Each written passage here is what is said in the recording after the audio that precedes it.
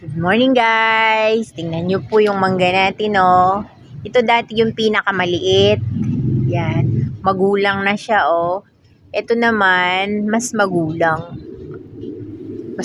Mas ano to eh, mas nauna to nung lumaki. Tapos ito pa. Diba dati 4 yan? Nakuha ko na po yun. Masarap. Siyempre, tanim ko yan, kaya masarap yan oh, diba? Partner niyan bagoong alamang. Ayan. Ito yung pinaka-late.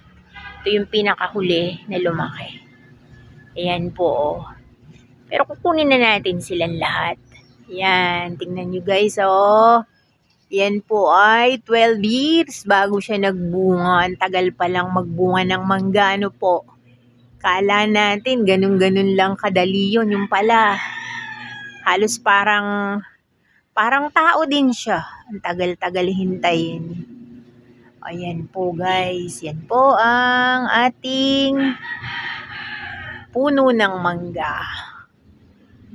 Yan. Kala ko nga nun hindi magbubunga yan eh. Kasi po tinanggalan ko yan noon ng sanga. Marami akong sanga na tinanggal dyan kasi umaabot sila doon sa bubong. Di po ba madagta yung sanga niyan? Di ba sabi madali daw kakalawangin yung bubong kapag ka po tinatamaan ng sanga ng dahon ng mangga. Kaya po pinuputol ko po yung mga sanga na dumidikit doon sa yero natin.